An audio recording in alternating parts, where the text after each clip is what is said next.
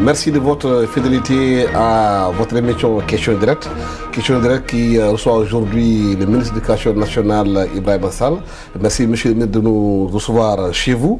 Vous avez déclaré tout récemment dans la presse que l'année est sauvée. Pourquoi le dites-vous? Oui, d'abord, je passe mon bonjour à tous les téléspectateurs de la TFM. Et je vous souhaite la bienvenue dominicale, puisque vous êtes venu chez moi le week-end. Je dis que l'année est sauvée parce que nous avons été instruits par le chef de l'État, le président Macky Sall, dès notre nomination, de prendre à bras le corps les questions de l'éducation nationale qui constituent un point nodal de la politique du gouvernement. Dans le programme Yoonu Yokkute du président Macky Sall, il a été question de développer l'éducation, de lui donner ses lustres d'antan, puisque, comme vous le savez, le Sénégal est un pays phare de l'éducation en Afrique. C'est le pays de Senghor, c'est le pays de Cheikh Anta Diop, c'est le pays de l'école William Ponty.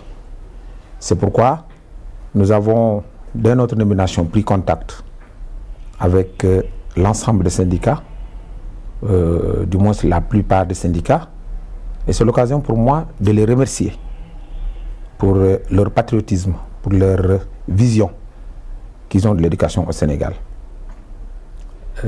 J'ai convoqué dans une réunion commune les syndicats qui étaient en grève, c'est ce qui avait levé le mot d'ordre, la fédération des parents d'élèves, les élèves, le Parlement des enfants et toutes les organisations de la société civile impliquées dans les questions d'éducation.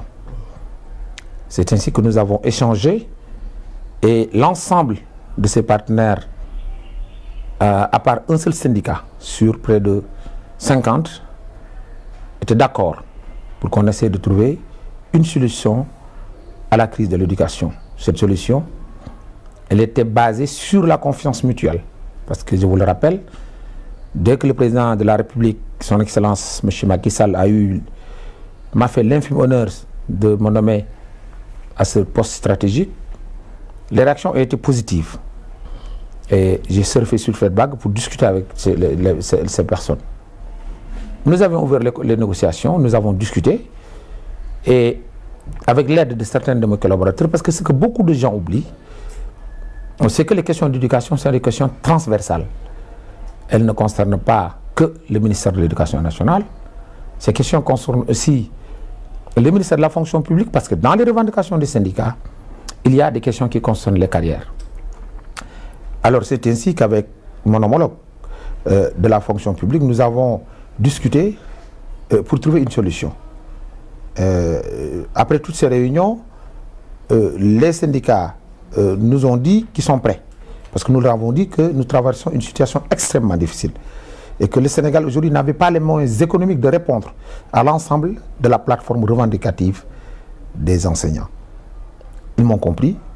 Nous avons discuté pendant des semaines, 2 ou 3 semaines, certes très âprement, mais nous avons instauré la confiance. Parce que le président nous a demandé de faire une gouvernance de rupture. Aujourd'hui, sur quoi les Sénégalais se fondent pour dire que l'année est sauvée? Oui, j'en viens. Cette gouvernance de rupture est basée sur un nouveau type de dialogue social. C'est ce nouveau type de dialogue social qui a permis de trouver un accord. Cet accord que le gouvernement précédent n'avait pas pu avoir après 4 mois de négociations.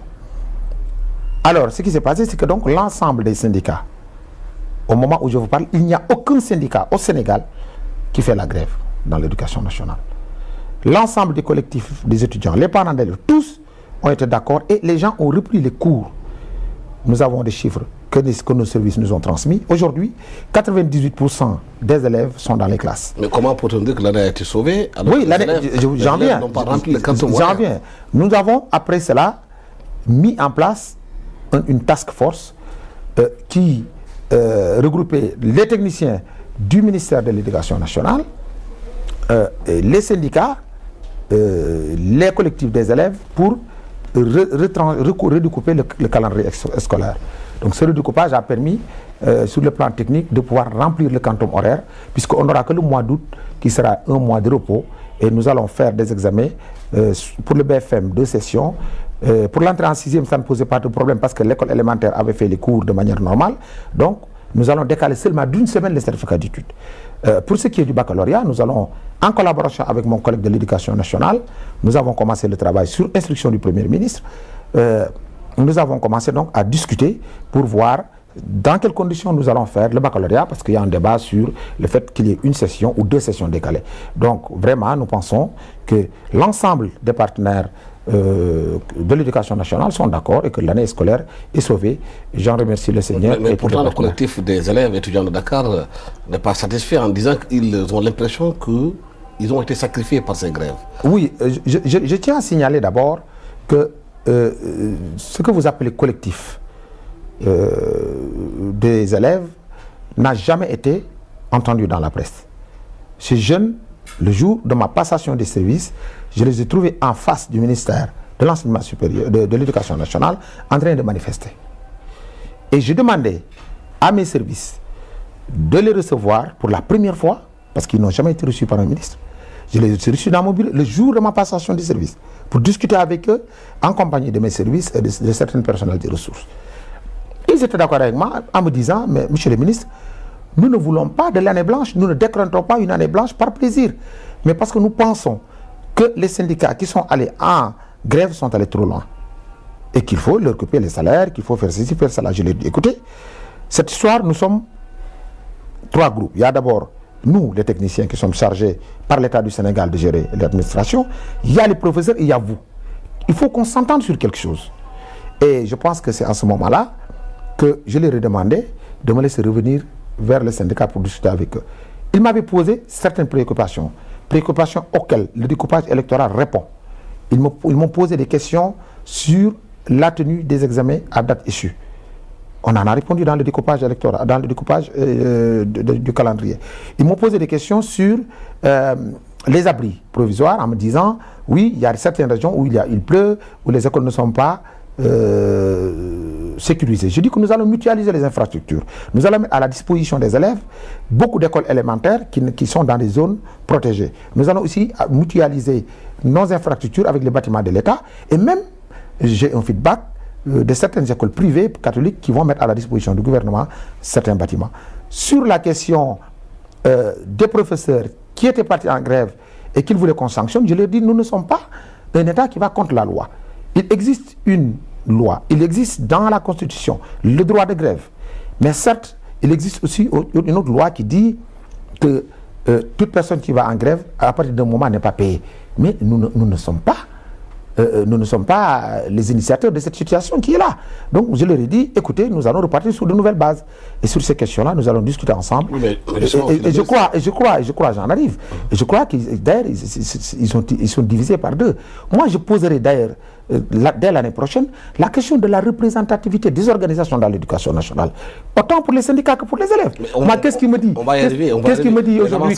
Parlons des élèves qui n'ont pas été à l'école pendant pratiquement toute l'année. Oui, mais aujourd'hui, la solution que vous avez trouvée, est-ce que ce n'est pas des bricolages? Non. Parce qu'aujourd'hui, il y a des conséquences sur ces élèves-là pendant le cursus. Ils n'ont pas assez appris. Du tout. Il n'y a pas de bricolage. Pour faire un examen, il y a un quantum à atteindre. Dans notre découpage, ce quantum sera atteint. Les professeurs feront les cours dans les mêmes conditions.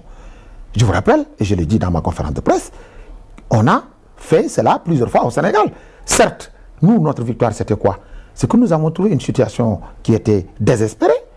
Nous avons discuté avec les syndicats. Et pour la première fois dans l'histoire syndicale du Sénégal, dans l'histoire politique du Sénégal, des syndicats ont fait confiance au gouvernement du Sénégal pour reprendre les cours sans avoir été payés, sans avoir été satisfaits sur certaines revendications. Je les en remercie. C'est historique. Il faut que le Sénégal retienne cet aspect de patriotisme qui a uni les syndicats et l'éducation nationale autour de cette question fondamentale qui est l'éducation de nos enfants. Mais pour autant, les revendications sont encore là. Pour autant, l'année prochaine, vous aurez les mêmes revendications. Non, il faut les régler. Parce que le président de la République, M. Macky Sall, nous a instruit au dernier Conseil des ministres d'ouvrir immédiatement les négociations sur les plateformes revendicatives. Il faut savoir qu'il y a 2 types de revendications. Il y a les revendications qui ont été acceptés et signés par le gouvernement du Sénégal, le gouvernement précédent, le régime sortant. Nous allons étudier, nous sommes d'accord avec les syndicats, une partie de ces questions, de ces revendications, pour pouvoir les appliquer. Sur 2 ou 3 points qui sont des questions nouvelles. Nous allons mettre autour de la table le ministère de la fonction publique, le ministre du budget, et nous allons essayer de trouver une solution, de discuter et de trouver des solutions. Je suis sûr que le président... Vous avez essayé ou vous avez déjà la solution? Non, écoute, comment peut-on avoir la prétention de dire qu'on a trouvé une solution sur un problème qu'on n'a pas encore commencé à résoudre? Nous allons essayer, parce que nous sommes, moi je l'ai dit dès que j'ai été nommé, je dis qu'aujourd'hui, la revendication des syndicats est une revendication que je reconnais, elle est légitime. Parce que c'est les soldats du savoir, c'est les gens qui éduquent nos enfants. Aujourd'hui, c'est les gens qui doivent être les mieux traités dans la société. Alors je pense qu'aujourd'hui, le président Macky Sall, qui a dit dans l'un de ses points fondamentaux de notre programme, Yoon Yokkute, qu'il veut réparer les injustices. La réparation des injustices veut dire la mise à niveau de traitement. Que les gens soient traités équitablement. Mais vous savez, si on a les moyens financiers de payer des salaires, on aura les moyens financiers de répondre à certaines questions. Ce n'est certainement pas cette année où nous traversons des périodes difficiles. Et je lance un appel aux syndicats qui doivent avoir confiance au président de la République et à son gouvernement. Nous sommes leurs partenaires. Nous voulons instaurer un nouveau type de dialogue social. Et pour cela d'ailleurs, j'ai proposé la mise en place d'une commission de concertation anticipative sur les questions scolaires. Et que cette commission se réunisse toujours 2 mois avant l'ouverture des classes pour discuter avec les syndicats, tous les partenaires sociaux qui sont concernés par l'éducation nationale, sur les points revendicatifs de l'année à venir.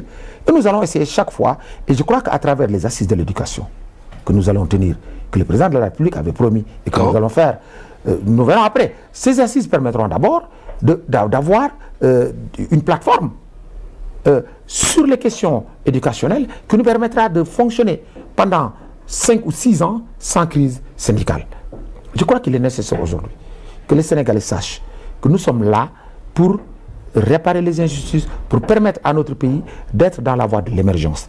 Et la seule manière aujourd'hui pour un pays d'avoir des hommes capables de se battre pour mettre ce pays au niveau de l'émergence, c'est de bien les former. Mais comment donc l'éducation nationale... Comment la question syndicale aujourd'hui, si, comme vous l'avez dit tantôt, on ne sait pas la représentativité des syndicats, l'État a essayé d'organiser des élections de représentativité qui n'ont jamais donné de résultats. Il y a eu des millions qui ont été dépensés, mais on ne sait pas qui représente quoi, qui est quoi. Oui, parce que c'était mal préparé. Je ne veux pas jeter l'anathème, mais le régime sortant, je pense, faisait beaucoup de choses très mal. Et nous allons dans la transparence et en accord avec les syndicats qui vont faire les TDR, qui vont nous dire comment on va organiser ces élections. Nous allons pouvoir avoir des élections claires, comme sur le champ politique, qui permettront vraiment de savoir qui représente quoi. Et en ce moment, je pense qu'il sera très important pour nous d'avoir des interlocuteurs bien identifiés, bien représentatifs, qui pourront discuter des questions essentielles de l'éducation nationale avec le gouvernement du Sénégal. Mais vous le savez bien que le mal des syndicats au Sénégal, c'est la politisation des syndicats. Vous êtes un parti politique aussi, vous avez une coalition avec des syndicats d'enseignants aussi, qui sont aujourd'hui dans une position où ils attaquent les autres syndicats, alors quand ils étaient dans l'opposition, ce n'était pas le discours qu'ils tenaient. Oui, je pense que le président Macky Sall ne demande à personne d'attaquer personne. D'abord, je le dis moi-même, je ne suis pas dans mon ministère pour faire de la politique avec mon ministère. Le président nous a bien donné des instructions que nous sommes là pour servir les Sénégalais et non se servir. Et nous allons essayer dans notre mission d'être à équidistance des syndicats. Quand j'ai rencontré pour la première fois les syndicats, la première chose que je leur ai dit, mais moi, je suis désolé, mais avant d'être là, je ne connaissais aucun syndicaliste de l'éducation nationale. Certes, j'étais professeur, j'étais assistant à l'université de Dakar, je dirigeais une société privée pendant 13 ans, mais je ne connaissais pas les syndicalistes, parce que peut-être dans ma société, les gens n'étaient pas syndiqués. Donc je venais avec cet avantage d'être nouveau dans le secteur. Et ça m'a permis, moi, d'avoir la confiance des autres. Et j'essaie de garder cette confiance. Si j'ai réussi aujourd'hui, grâce à Dieu, de trouver un consensus sur une question qui était la question, l'épine dorsale de la problématique de l'éducation pour le régime sortant, c'est que j'ai pu quand même apporter une rupture. Et cette rupture, elle est partie de cette équidistance que j'ai gardée avec les